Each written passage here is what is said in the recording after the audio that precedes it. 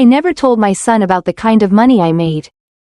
Not because I was ashamed, but because it wasn't anyone's business, not even his.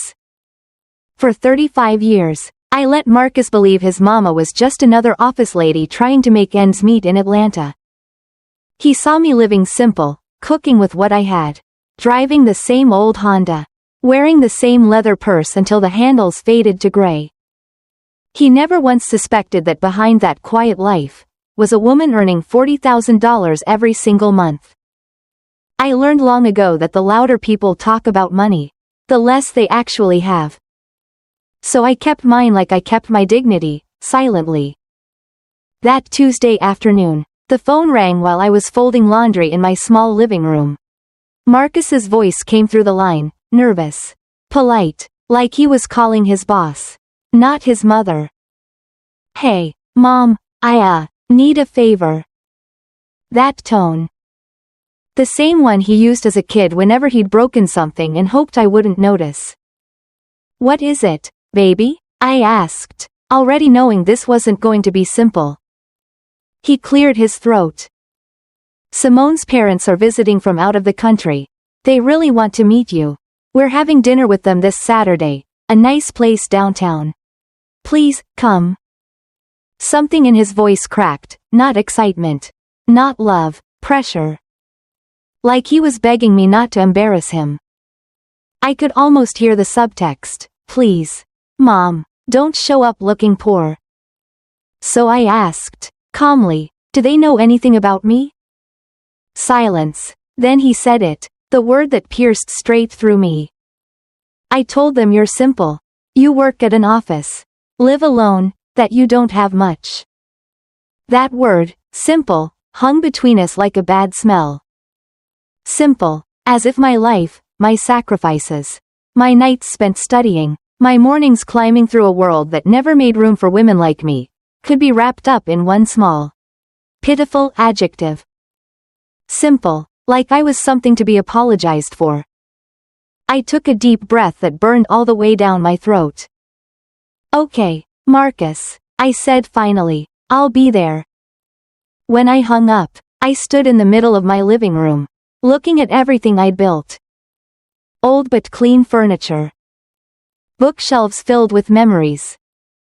Walls without expensive art, just photographs of a life earned honestly.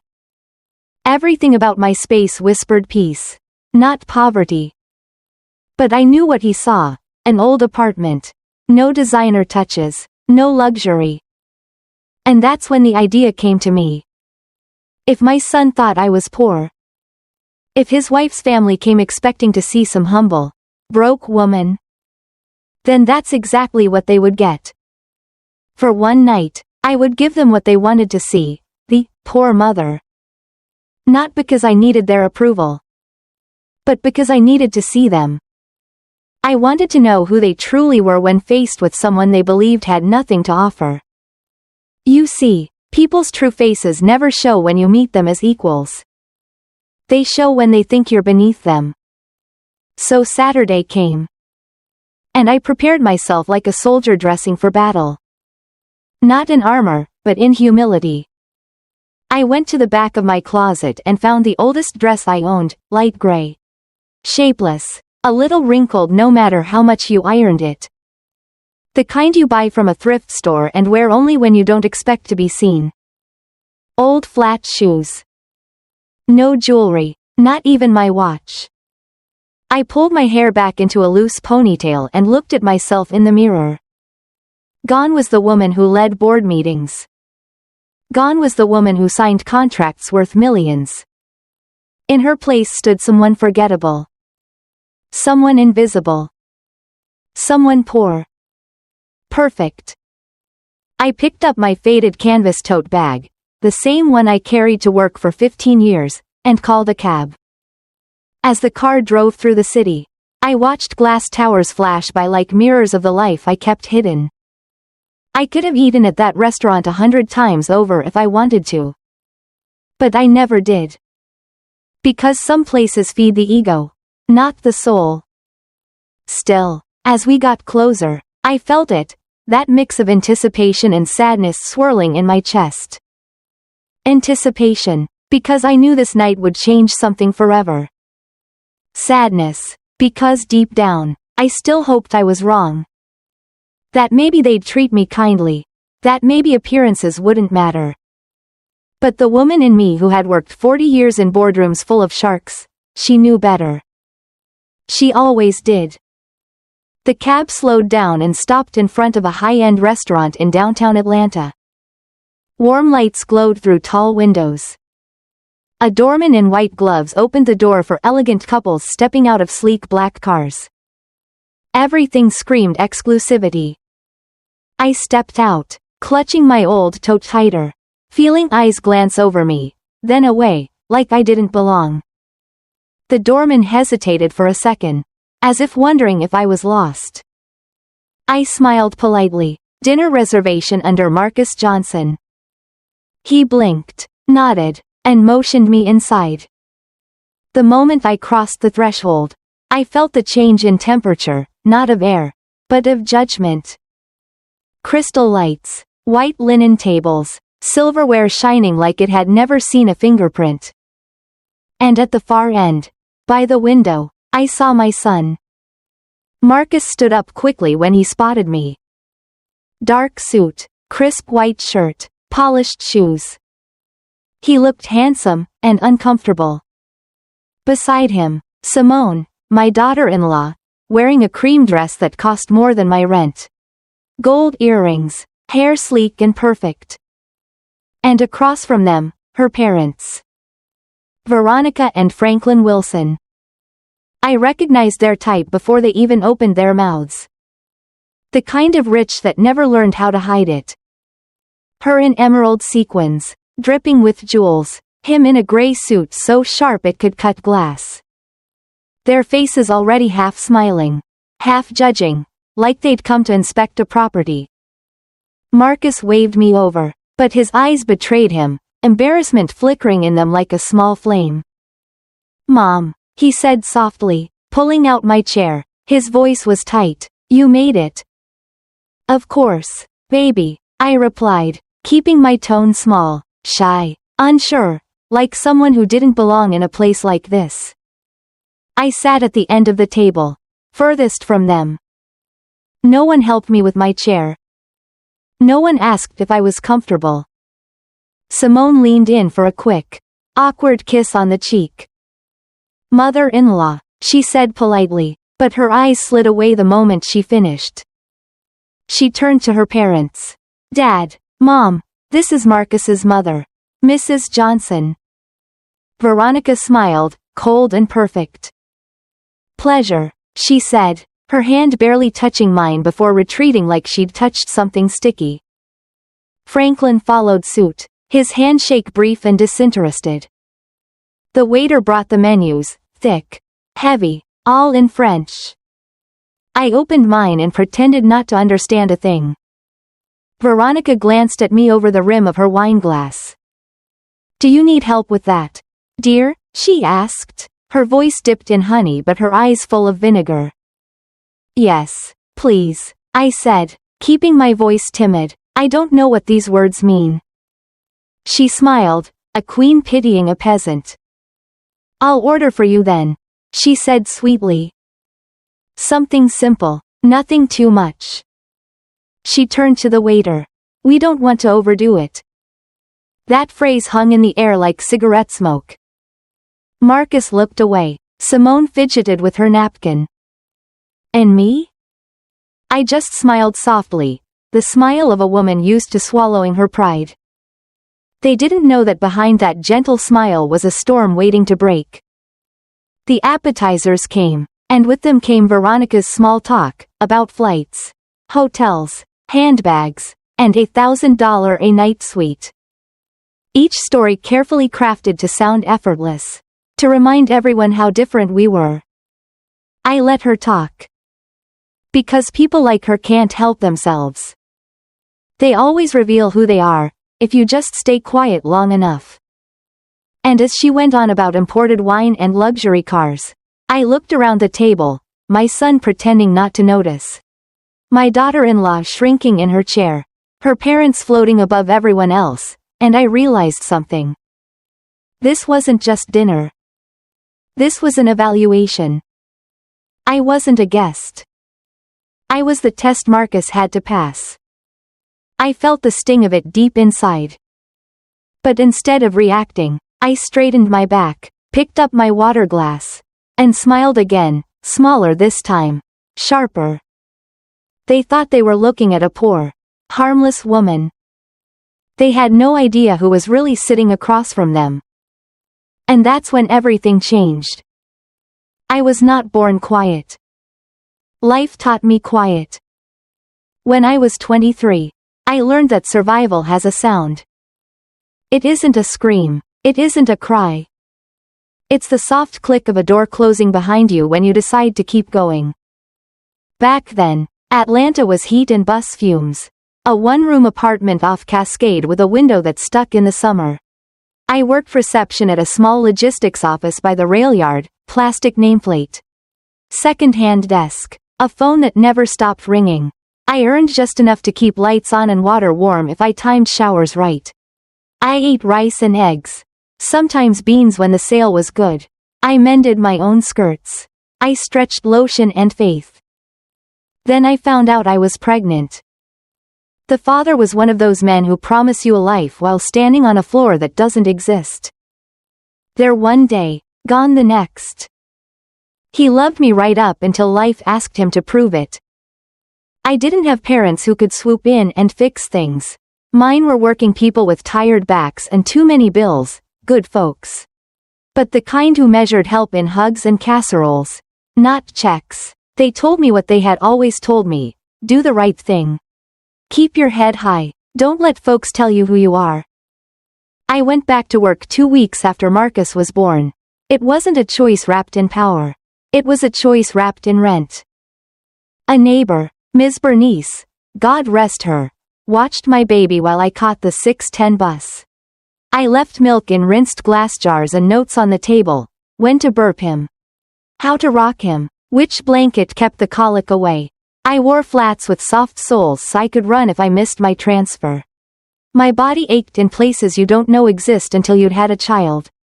But every morning I ironed my blouse, pulled back my hair, and told the mirror, we're gonna build a life. The office taught me how power moves. It doesn't always shout. Sometimes it whispers through calendars and budgets and people who think you can't read a spreadsheet because you answer phones. I watched, quiet, always quiet, which shipments were delayed and why, which contracts bled money, which vendors lied but smiled. I learned what made men raise their voices and what made them lower them. I learned that most folks will tell you everything if you let silence do the asking. At night, after Marcus fell asleep, I studied. Accounting terms on sticky notes slapped to the fridge. Logistics codes taped above the sink. Verbs to memorize stuck to the bathroom mirror. I learned Excel from a library book that still smelled like dust and old paper. I learned freight classes and tariff schedules like other folks learn lyrics. I learned how to write an email that stops a problem without making a man feel small. Because a bruised ego will cost you days you don't have. I learned how to keep receipts. How to track pennies that wished they were dollars. How to make a broken month look almost whole with discipline and prayer. The math was simple: if I didn't push, I didn't eat. If I didn't climb, my son didn't fly. When Marcus turned 3, he started asking for things I couldn't give: light-up shoes, theme park tickets, the kind of birthday cake you order instead of bake. I told him stories instead.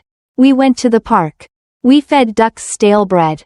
We counted trains. He didn't know we were poor. He just knew his mama's hand felt steady when he held it. You bleed a little when you pretend you're not bleeding. But you don't let the stain show. The first time I was promoted, the men shook my hand like they were testing a door they weren't sure would hold. Assistant to the operations manager. The title read. The pay bump was small, but it felt like a mountain moved a finger's width. I bought better shoes. I kept the old purse. I learned to sit in meetings with men who loved explaining things I already understood. I learned to ask the one question that closed the room like a lid. And what is the cost of that delay when it reaches quarter end? They'd blink. They'd clear their throats. And suddenly my chair looked less like a mercy and more like a necessity. There were nights I fell asleep at the table with a pencil in my hand and woke up when it rolled to the floor. There were mornings I dressed Marcus in the dark so I wouldn't see the tears pressing at my own eyes. There were weekends I turned down invitations from women my age because I didn't have the money or the mask for pretending I did. But there were also mornings when the sun hit my kitchen in a way that made everything look manageable. Mornings when Marcus laughed with his whole body and I remembered why you keep going even when your feet are blisters and your heart is a stitch in your side. Pain teaches discipline. But love gives it purpose. Years turned into promotions, promotions into departments, departments into budgets big enough to make banks smile at me for the first time. And with every step up, I chose the same thing, quiet. Not secrecy born of shame, quiet born of philosophy. I had seen what money did to people who never had to earn it. How it made them perform kindness like a trick. How it made them measure souls in square footage. How it turned gratitude into a leash. I decided my son would not grow up with a golden rope around his neck. So I crafted a life that felt like me. I stayed in my modest apartment because the walls knew my name and the neighbors knew my history. I cooked because food, when you make it slow, tastes like a life you chose on purpose. I still bought from discount racks because I liked outsmarting price tags. I gave quietly, to scholarships, to a shelter on the West End, to a reading program where little girls found their own names in books. People think quiet is empty. Mine was full. Marcus grew up tall and kind. He had a soft spot for stray things, puppies, lost homework, a boy in his class who never seemed to get picked for teams. He also had pride, the good kind, the kind that makes a young man make his own bed in his own way. I never flashed money. I never flaunted titles. When he asked what I did, I said, I solve problems. It was true. It just left out the zeros. Sometimes, late at night, when the city settled and even the refrigerators seemed to hush, guilt would tap my shoulder. Should he know? Then I'd remember the men I'd sat across, the ones who turned sons into small kings before they'd learned how to earn a crown. I'd remember the women who raised princes and buried men who never learned how to carry weight. And I'd whisper to the dark, not my child. But quiet has a cost. It hides you so well that even the ones you love forget to look deeper. When Marcus fell in love with Simone, I was happy for him. She was polished in a way that says she learned early how to set a table with every fork in its proper place. She had a sweet laugh and a habit of checking mirrors that made me wonder who taught her to fear smudges. With Marcus, she softened. With me, she was polite. Then came Veronica and Franklin. They arrived in Atlanta like a pair of monograms, initials on luggage. On robes. On the way they said, "Where can we get a reservation?" They were immigrants who had outrun their own hunger so fast they never stopped running. I recognized the story, I just didn't recognize the ending. Where my past had taught me humility, theirs had taught them performance. Where my struggle had made me quiet, theirs had made them loud. They were generous to a fault, with Simone. With the world, they were generous only when the receipt came with a compliment. I do not hate them. I do not love what money did to them. The first time we all met was a brunch that required a wait list and shoes that clicked. Veronica asked what I did with my days. I told her I worked in operations. She smiled the way people smile when they're working on not rolling their eyes. Administrative? She asked. Sometimes, I said, sometimes not. I watched her eyes move over my dress the way you look at a budget. What can be cut? What must be kept? Franklin talked about markets. Always plural, never singular. Like wealth was a place he visited more than a thing he owned. When the bill came, they made a show of handling it that would have made a stage actor blush. I let them. Quiet isn't passive, it's strategic. If you want to know who people are, watch how they spend money that isn't theirs and how they treat people who can't do anything for them. As Marcus and Simone's relationship deepened, lines were drawn with gold pens. The down payment, gift. The honeymoon, surprise. The designer couch that had to be ordered from Italy. Darling, each kindness came wrapped with an invisible string. Tie it here, pull it when needed. I saw it. Marcus didn't. Love makes young people squint. It makes them see only the parts of family they think they can live with. And then came the phone call. That Tuesday. The word. Simple. You don't get to this age without knowing what words are made of. Simple as sugar on the rim of a glass full of vinegar. Marcus wasn't cruel. He was careful. He wanted his wife's parents to approve of his life. He mistook their standards for standards worth having. I didn't cry. I boiled rice. I folded shirts. I watered plants that were already watered. That's what you do when you're trying not to let pain take the shape of a person. When the quiet in my apartment got too loud, I went for a walk. Southwest Atlanta holds its own kind of truth. A teenager practicing jump shots between parked cars.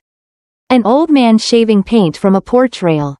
A woman laughing on her phone in a voice that said she'd earned her joy. The sky was a flat blue that day. The kind you could iron. I passed a storefront church where a hand-painted sign read Service 7 p.m. All welcome. I wanted to go in. Not to pray. I'd been praying all day. But to be somewhere my silence wasn't the loudest thing in the room. I kept walking. By the time I got home, a decision had dressed itself while I wasn't looking. I would be what they expected. I would make myself smaller, poorer, quieter than I'd ever been. And then I would watch. People always reveal themselves. All you have to do is step out of their light and let them think they're sun.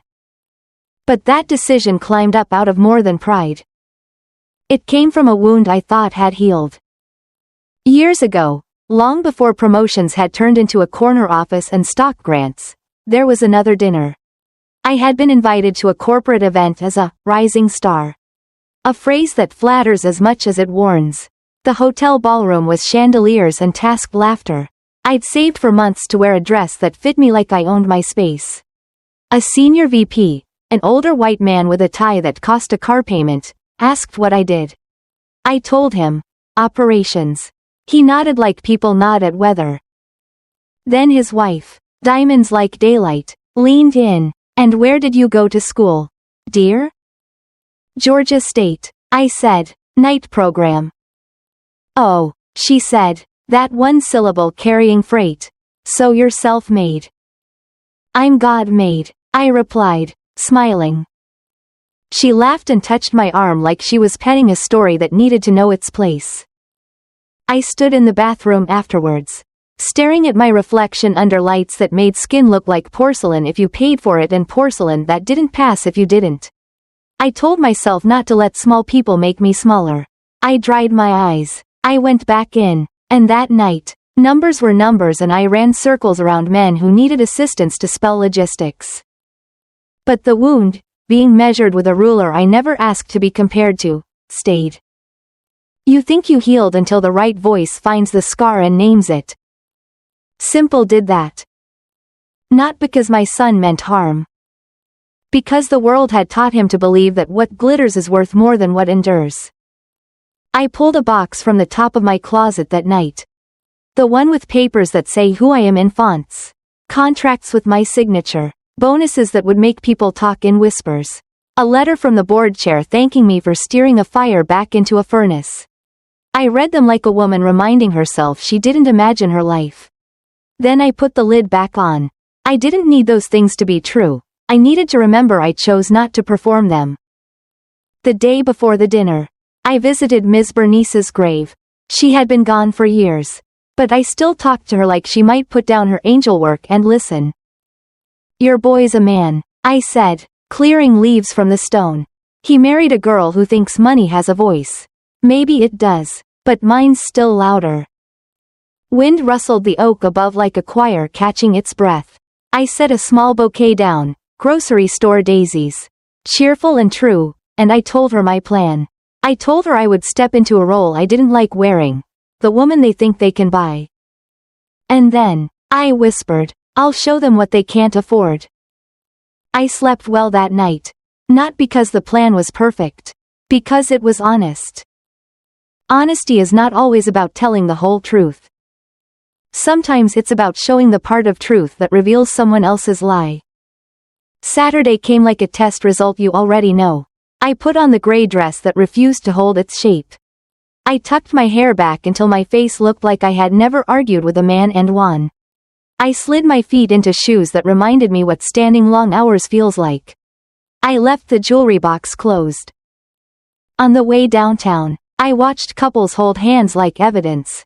I watched a girl in gold sneakers dance across a crosswalk because the light was green and life felt green.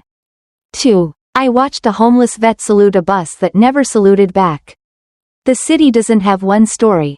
It has millions, all of them happening at once. Mine was just one more trying to remember its morals. The restaurant door opened like a mouth that only tasted certain kinds of people.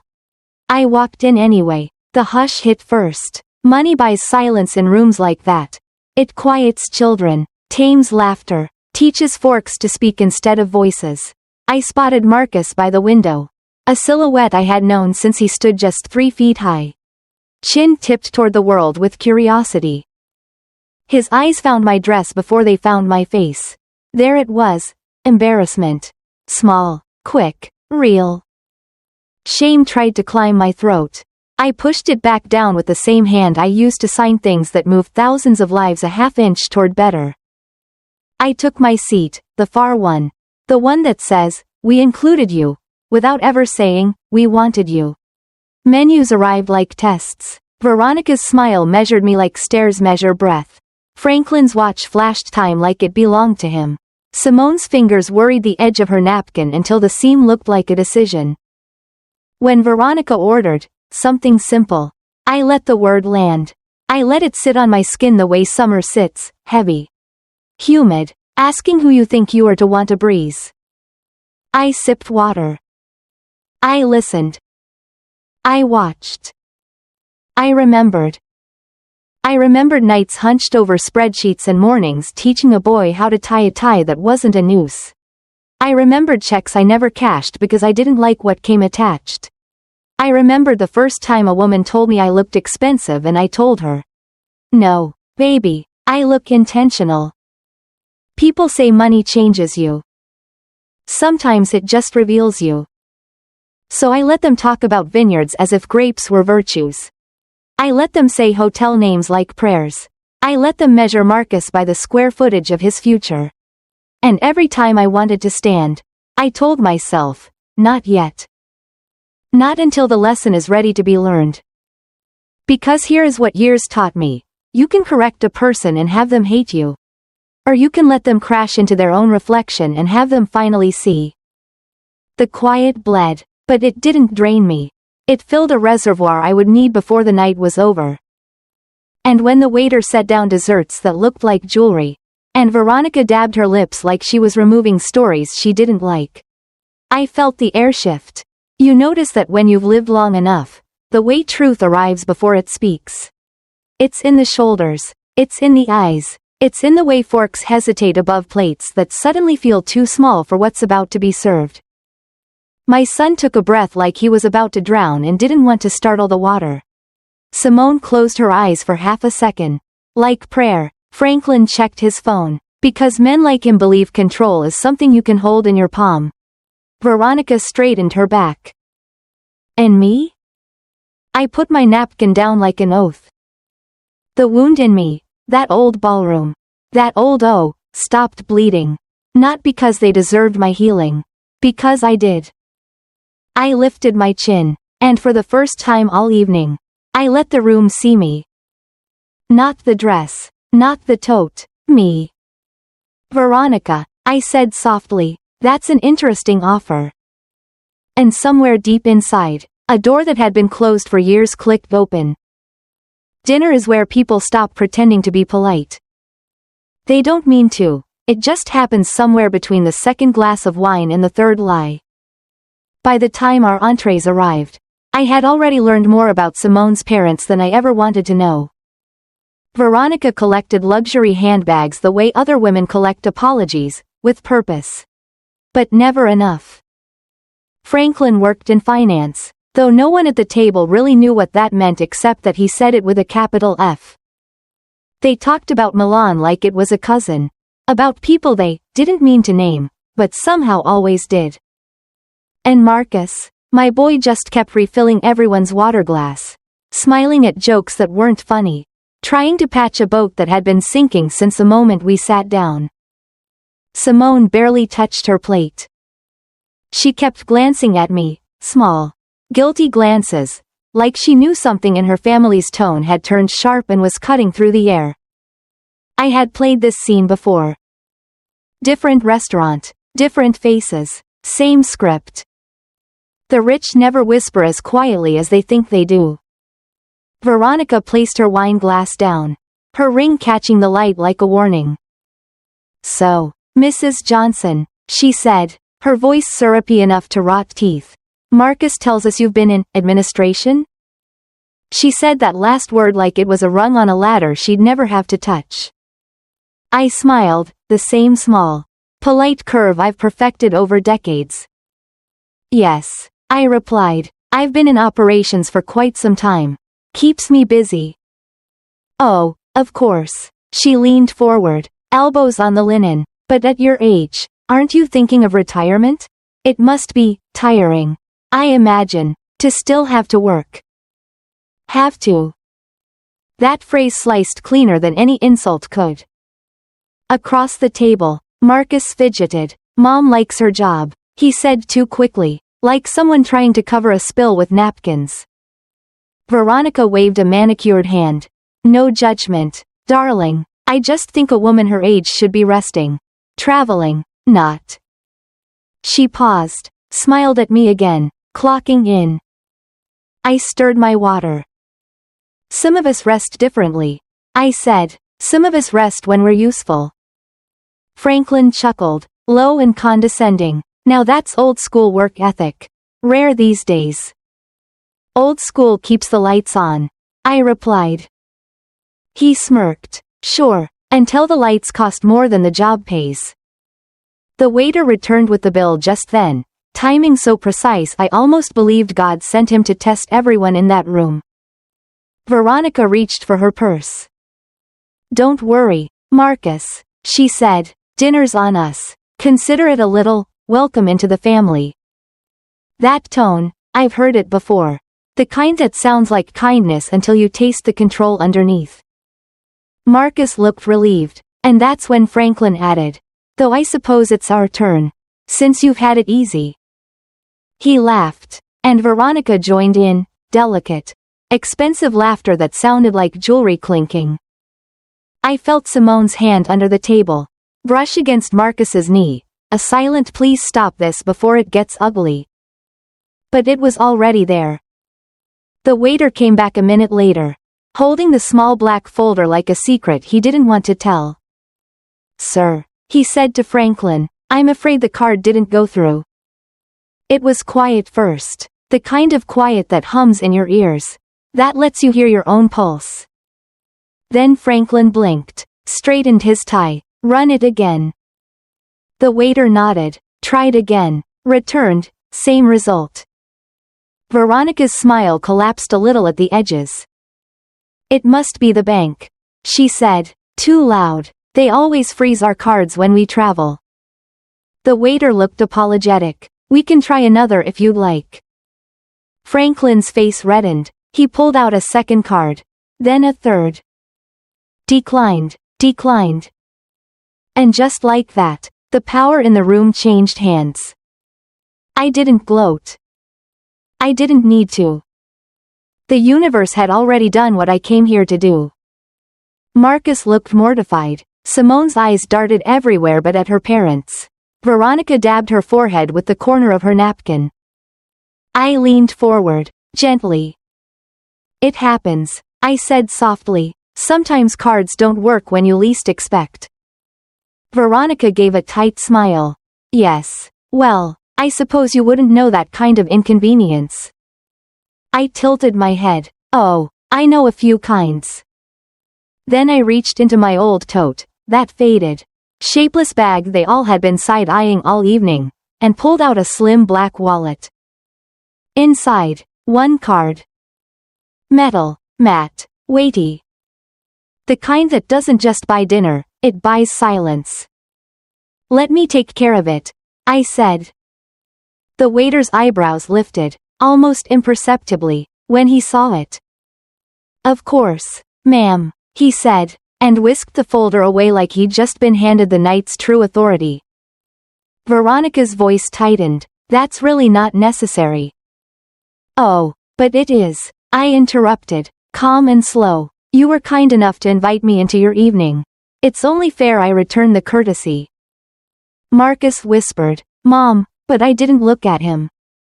I looked at the woman who had mistaken simplicity for weakness. I'm sorry, I continued. You were saying earlier that at my age I should be resting. You're absolutely right. I retired 3 years ago. The table froze. Even the music seemed to hush. I spent 30 years in logistics management, I said, folding my napkin neatly. Regional director for Atlantic Freight Systems. We handled imports, exports, everything that moves but doesn't talk. I smiled. I suppose I learned a thing or two about value, and what really carries weight. Veronica blinked, confused. Regional director? Yes, ma'am. Operations, contracts, staffing. About 100 people reported to me before I stepped down. I still consult, part-time, keeps the mind sharp. Franklin's mouth opened, then shut again. The waiter returned, receipt in hand. Everything's settled, Mrs. Johnson. Have a wonderful evening. I nodded, thank you. The card slid back into my wallet with a soft metallic click, a sound so small, yet somehow louder than every word they'd spoken all night. For a moment, nobody said anything. Marcus stared at me like he was meeting his mother for the first time. Simone blinked away tears she didn't want anyone to see. Veronica's knuckles whitened around her glass. Franklin just stared at the bill as if the numbers might rearrange themselves into forgiveness. I leaned back, finally at peace. Not triumphant, just even. Money, I said quietly, is loud when it's borrowed, but when it's earned, it doesn't need to shout. Veronica flinched, ever so slightly. I didn't press further. I'd already said enough. The check was paid, the night was done. But the reckoning had just begun. Outside, the valet handed over cars to people laughing in their expensive exhaustion. Marcus walked beside me in silence. The streetlights poured honey over the sidewalk, catching in the corners of his eyes.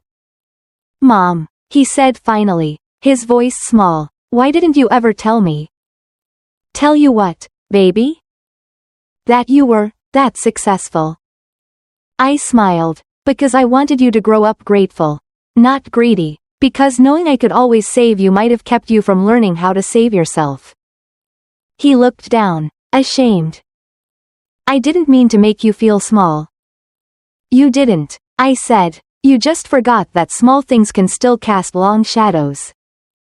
Simone came up then, her heels clicking fast, her eyes red. Mrs. Johnson, she said, breath trembling, I am so sorry for tonight. For everything my mother said. I swear. I raised a hand. You don't owe me an apology for someone else's noise. Sweetheart, you just remember how it sounded. She nodded, biting her lip. I will. Veronica and Franklin exited moments later. They didn't look at me at first, they looked around me. Like maybe they could find their pride lying on the ground. Veronica finally met my gaze. Her voice brittle. Thank you, for covering the bill. You're welcome, I said softly. We've all had nights where grace costs more than we can afford. Her eyes flickered. She wasn't used to being forgiven. Forgiveness is a currency the rich rarely trade in. We stood there under the streetlight, 4 people bound by blood, marriage, and one expensive lesson. Marcus hugged me before I could say another word. He hadn't hugged me like that in years. I'm proud of you, Mom, he whispered. I laughed quietly. Took you long enough. He smiled, embarrassed. Can we start over? Starting over is easy, I said. Staying better is the hard part. When they drove away, I didn't rush home. I walked instead, heels clicking softly against the pavement. Downtown Atlanta smelled like rain on steel, that scent of renewal that only comes after pressure breaks. A man played saxophone on the corner, the notes drifting like confessions into the night. I dropped a few bills in his case. He nodded, never missing a beat. As I walked, I thought about the word simple. How it had been meant to shame me. How, in the end, it described exactly what I wanted. Simple living. Simple truth. Simple dignity. I thought about Veronica, clutching her pearls like they were life preservers. About Franklin, measuring worth in cards that kept declining. About my son, learning what real wealth looks like, and realizing it had been sitting across from him all along. Money can buy dinner, sure. But it can't buy class. It can't buy humility. It can't buy a good night's sleep. I smiled to myself, the city lights winking like witnesses. Some lessons, you don't have to teach. You just have to live long enough for people to notice. That night, I slept without dreams. Not because I'd won, but because I'd finally stopped bleeding. The kind of peace you earn, not inherit. The thing about power is, it rarely arrives with trumpets. Sometimes it slips into a room wearing quiet shoes, sits down beside you, and waits for you to notice who's really in charge. That night, I realized I'd been holding power all along. Not the kind that buys things, but the kind that can't be bought, self-respect. And once a woman remembers that, she doesn't unremember it. Sunday morning rose soft and gold over Atlanta. I brewed my coffee slow. The way my grandmother taught me, let it think before it talks. The city outside was still half asleep. A train whistle somewhere in the distance moaning like an old hymn. I sat at the small kitchen table I'd owned for 20 years. Its edges were worn smooth by elbows, laughter, and tears. In the quiet hum of my apartment, the events of the night before replayed themselves like a film on low volume, the clinking glass. The smirk, the decline, the card, the silence. For the first time in a long while, I didn't feel tired. I felt seen. Then came the knock. Marcus. He stood in the doorway. No tie, no performance, just a son trying to find his footing again. Morning, baby, I said, moving aside so he could come in. He held a paper bag, coffee and 2 bagels from the shop down the street. A peace offering in brown paper. He sat down, elbows on knees, and exhaled. I couldn't sleep. I figured, I said, pouring him a cup. Your generation worries too much about what people think and not enough about what they remember. He cracked a smile, but it faded fast. Mom, last night made me realize how much I've let them, Simone's parents, shape what I think success looks like. I thought if I could just keep up, we'd all be happy. Keeping up is the easiest way to lose yourself, I said. He looked up, guilt carving lines across his young face. I've been ashamed of things that should have made me proud. The way you live, it's so different from them. I thought it meant you had less. Now I see it means you need less. That sentence landed like sunlight after rain. He rubbed his hands together. Simone's coming by later. She's embarrassed. I think last night woke her up too. Good, I said, stirring my coffee. Growth and shame often show up to the same party. Just don't let shame stay too long. By afternoon, Simone arrived. She looked softer than she had at dinner, no armor, no jewelry, just a woman wrestling with her own reflection. She sat across from me, hands clasped tight. Mrs. Johnson, I owe you an apology. You already tried that last night, baby. I need to try again, she said, Her eyes were red but steady. I've spent so much of my life chasing the image my parents built. They raised me to believe that how something looks is who you are. But last night, she swallowed hard. Last night I saw what real class looks like. And it wasn't wearing emerald sequins. Her voice cracked. I'm sorry for judging you before knowing you. And I'm sorry for letting them treat Marcus like he had to earn love with credit limits.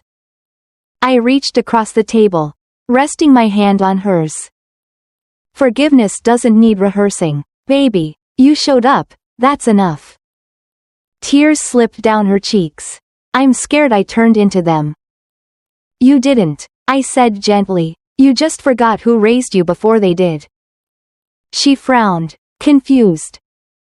Your heart, I said, tapping my chest, was raised by someone honest long before your parents taught it to dress up. She laughed through the tears.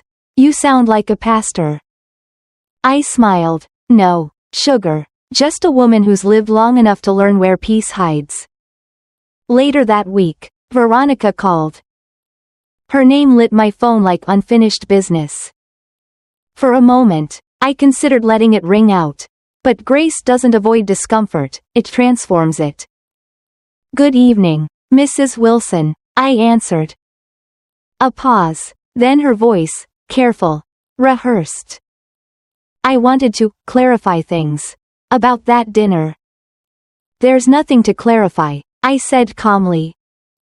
Well, she hesitated. It seems my husband had a small mix-up with the bank. It was very embarrassing. I can imagine. And, she continued, we don't want you to think we, another pause, look down on people. I smiled to myself. You don't have to say anything. Veronica, people show what they believe soon enough.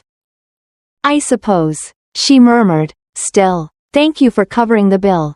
That was very generous.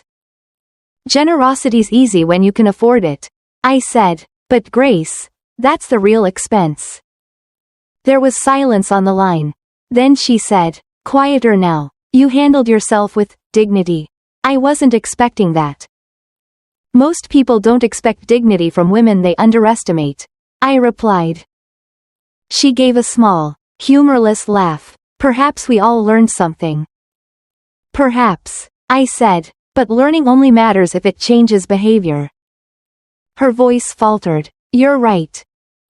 I didn't gloat. I simply said, good night, Veronica, and hung up. It was the kind of conversation that doesn't need a second act. A week later, Simone invited me and Marcus for dinner at their apartment. Homemade food, her idea. No restaurants, no reservations. When we arrived, the smell of roasted vegetables and cornbread filled the air. Simone wore an apron over a simple dress. Her hair pulled back. She smiled shyly. I wanted to cook for once. Thought maybe we could, just be a family.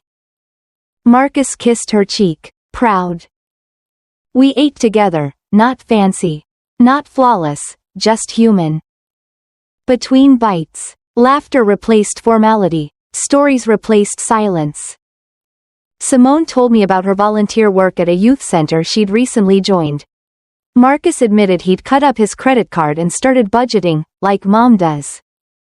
I listened, the way old trees listen to wind, not surprised. Just grateful it still moves. After dinner, Simone cleared her throat. There's something I'd like to tell you, she said. I spoke to my parents yesterday. They're different now, humble, even. My mom said she hasn't stopped thinking about what you said that night. I raised an eyebrow. What did she say exactly? She said she realized she's been confusing class with cost. And she wanted to invite you to dinner, her treat. No strings attached. I chuckled. Oh, I bet. Simone grinned. She promised it's not another test. Just a chance to make peace. Peace is always expensive, I said, but I'm rich in it these days. Friday came, and I found myself walking once more into the same restaurant, same lights. Same scent of lemon polish and pride. This time, though, the air felt lighter. Veronica and Franklin stood as I approached. No jewelry shouting. No arrogance floating. Just people, finally stripped down to human size. Mrs. Johnson, Veronica began, her voice unsteady. Thank you for coming. Of course, I said, settling into my chair. She took a breath. I owe you an apology. I was cruel, and I was wrong. Her husband nodded, eyes on his hands. We were out of line. I didn't rush to fill the silence. Apologies need space to land. After a moment, I said, you both were protecting an illusion. That's something we've all done. One way or another. But illusions don't survive the truth. That's their job. Veronica blinked hard. You could have humiliated us that night. You didn't. I smiled faintly. Power isn't about making people small. It's about reminding them they already are, and then giving them the chance to stand again. Her lips trembled. I hope we can stand better now. Then the lesson was worth it, I said. When dinner ended, I insisted on splitting the bill. She tried to refuse. I didn't let her. Grace shared, I told her, is worth more than Grace owed. For the first time, she laughed, real, unguarded, the sound of a woman who finally exhaled. Outside, she reached out and touched my arm. I see now, she said, you weren't trying to prove you were rich. No, I said, I was proving I wasn't afraid. That night, back home, I stood by the window with the city lights blinking like forgiveness. I thought of all the times in my life when I'd mistaken survival for smallness. Humility for invisibility. Turns out, they were all just training for this kind of peace. Marcus texted. Love you. Mom, dinner was good tonight, proud of all of us. I replied, me too. Baby, growth looks good on y'all. Then I set my phone down and watched a plane glide across the night sky, steady. Patient, certain of its path. Power isn't loud. It's the silence after the storm. The calm of knowing you could roar but choose not to. And as I turned off the lights, I whispered a small prayer, not for revenge. Not for victory, but for continuation. For the chance to wake up and still be kind in a world that confuses kindness for weakness. They say revenge tastes sweet. But mine didn't taste like sugar, it tasted like morning coffee. Warm, quiet, earned. Because sometimes the most powerful revenge is peace. The months after that dinner moved slower, softer, like a film suddenly turned from color to sepia. I went back to my small routines, grocery shopping on Thursdays, church on Sundays, watering the plants I'd nearly forgotten during the years I worked 2 jobs. But everything around me felt different. Even the air seemed to hum with something calmer. Maybe because, for the first time in decades, I wasn't trying to prove I belonged anywhere. I just was. One morning, I was walking to the farmer's market when I saw Veronica. No diamonds, no designer purse. Just a woman in jeans and a cotton blouse. Hair pulled back, eyes softer than I remembered. We both froze, 2 women standing between what we'd been and what we'd learned. She smiled first. Mrs. Johnson. Veronica. I didn't expect to see you here. I live nearby, I said. This is my Saturday ritual. She looked down at the bouquet of tulips in her hand. Mine too. Lately, I've been simplifying. Good habit, I said. Clutter makes noise. Her laugh was small, but real. I've had enough noise for a lifetime. We walked side by side down the aisle of fresh produce. Not talking much, just breathing in the scent of earth and oranges and second chances. At the end of the row, she turned to me. I started volunteering. Community literacy program downtown. Feels good to do something that doesn't have my name engraved on it. That's the best kind of work, I said. The kind that feeds souls, not egos. She smiled, the kind of smile that comes from somewhere honest. Then she said quietly, you changed me, you know. I shook my head. You changed yourself. I just brought the mirror. She blinked back tears. Thank you for not embarrassing me that night. I didn't need to, I said. Life already knows how to humble us when we start believing our own noise. We hugged, awkward at first. Then genuine.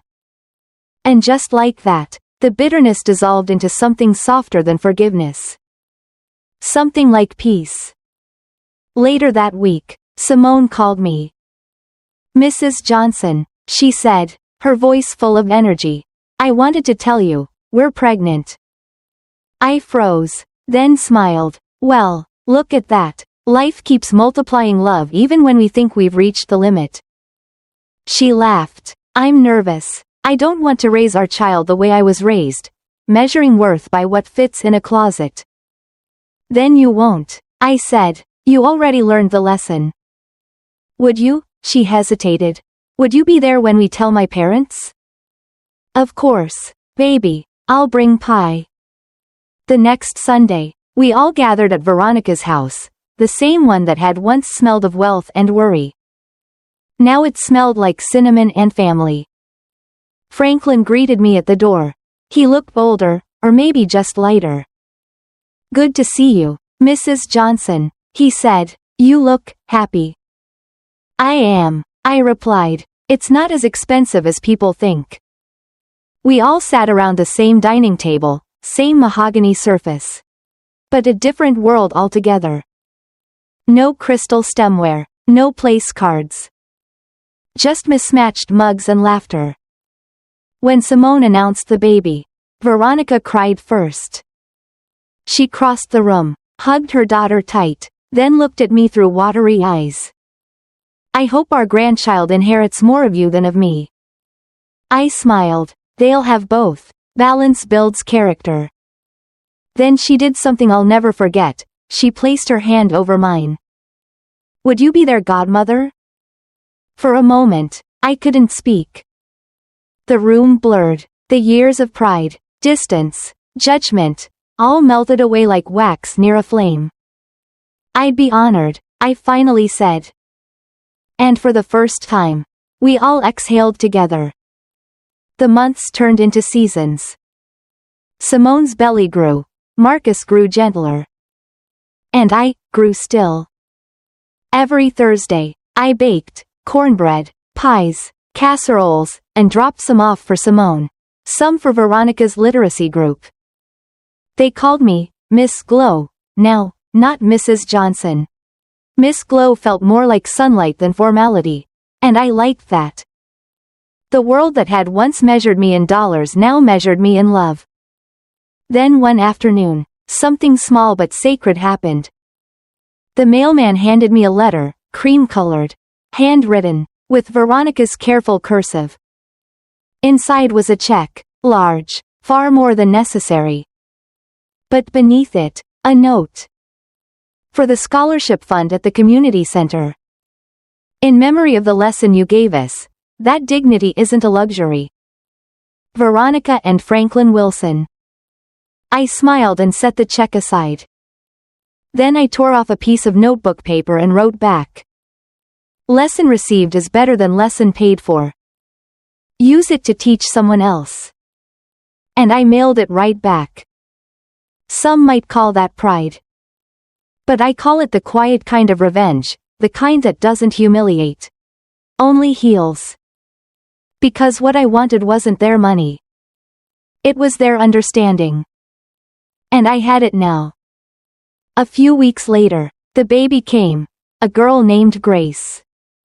Small, beautiful, loud enough to remind the world that some stories begin exactly where others end. When I held her for the first time, she opened her tiny eyes and looked at me, calm, steady, curious. Welcome, little one, I whispered. You're the best interest this family's ever earned. Simone smiled. She's already got your patience. Good, I said, rocking her gently. Patience is the richest inheritance. That night, after everyone slept, I walked out onto the porch. The moon hung low, soft and forgiving. I looked out at the street. at the glow of windows and the hum of life carrying on. Somewhere in the distance, a siren wailed, not in warning, but in rhythm with the heartbeat of the city. I thought about my life. How every humiliation had been compost, feeding the garden I was finally standing in. How every no had been a doorway to my own yes. I thought about power, pride, and peace, how I'd finally learned they weren't opposites, just different chapters in the same book. And I thought about my son, once ashamed of where he came from, now building a home filled with gratitude instead of guilt. The wind lifted the hem of my dress. It smelled like jasmine and rain, the scent of old pain turning into something gentler. I smiled, quietly, because I didn't need the world to clap. The applause was already inside me. The next morning, I woke early, made tea, and opened the curtains wide. Sunlight spilled across the room, hitting the framed photo on my wall, Marcus, Simone, and baby Grace. Right beside it, another photo, me, in my old office, the last day before I retired. Same woman, different piece. I whispered a small prayer of thanks. Not for the victory, for the journey. For every night I almost broke, and every dawn that rebuilt me. I no longer needed to win. I just needed to keep living like Grace was my revenge. And I did. There's a chair in my living room that nobody ever sits in. It's not fancy, just old oak and faded fabric, but it's become a kind of quiet witness to my life. When people visit, they always ask about it. Who's that chair for? And I always say, for whoever needs to talk. Because every story, no matter how complete, still has one more visitor waiting at the door. It's been 3 years since that dinner. Grace just turned 2, full of curls and opinions. Simone and Marcus bought a modest house on the east side, nothing grand, but filled with laughter that spills out the windows. Veronica still runs her volunteer program downtown, and every month she sends me photos of the kids reading from donated books. As for me, I've slowed down. Not because I'm tired, but because I finally can. Mornings start with soft gospel humming from the radio and the smell of cinnamon toast. I write letters I never send. I tend to the plants that once struggled under my neglect. They're thriving now, I suppose we all are. But some days, I still hear echoes. Little ghosts of the woman I used to be, working too hard. Saying too little, letting other people define her quiet as weakness. I let those echoes stay a while. They remind me who I outgrew. Then I open the window, let the breeze sweep the room, and whisper. You can rest now. One afternoon, there was another knock on my door. A familiar rhythm, hesitant, respectful. When I opened it, Franklin stood there. He looked smaller somehow. Not shorter, just humbled. Like a man who'd been standing under sunlight too long, finally realizing how much shadow he'd cast. Mrs. Johnson, he said, hat in hand, I hope I'm not intruding. Not at all, I said, come in. He stepped inside, eyes scanning the room, landing on the chair by the window. He smiled faintly. That your thinking chair? More like my listening chair, I said. He nodded, then sighed. I wanted to thank you, for that night. For not embarrassing me, for letting me learn the hard way without rubbing my nose in it. I sat down across from him. Learning hurts enough on its own. No need for witnesses. He chuckled, low, you always did have a way with words. Then his voice softened. You were right about me. About us. I thought success meant never feeling small. Turns out, small is where the soul fits best. He reached into his jacket and pulled out a small envelope. Inside was a handwritten note. For the woman who taught us that class doesn't shout. Thank you for showing me what manhood looks like when pride is gone. Franklin Wilson. I didn't speak for a long while. Then I said, "You don't owe me this." "I do," he replied. "You let me see my daughter again, not the one I raised, but the one she became once she stopped needing my approval." We sat in silence, not the awkward kind, but the kind that heals. After a while, I pointed to the chair. "You can sit, if you want." He did. And for the first time, the visitor's chair was filled. He stayed for coffee. Talked about life, about how the market crashed and so did his ego. About how he'd started teaching financial literacy for young black men in his community. "Feels good to help folks not make my mistakes," he said. "That's how redemption sounds," I replied. Before he left, he looked around my small apartment and said, "You built a life that doesn't need to be big to feel whole." I smiled. That's the only kind that lasts. When the door closed behind him, the chair sat empty again. But the room felt full. That night, I dreamed of my grandmother. She was sitting on a porch, shelling peas, the way she used to when I was a girl. "Baby," she said, her voice like warm honey, "you can't outrun pain, but you can teach it manners." I woke up smiling. A week later, I received a message from a young woman named Danielle. She wrote, "Hi Mrs. Johnson. I'm Simone's cousin. She told me about you. I just lost my job and my confidence. She said you might know what to do." I wrote back simply, "Come by Thursday, there's a chair waiting for you." Thursday came. She arrived, nervous, hands trembling, hope fighting exhaustion.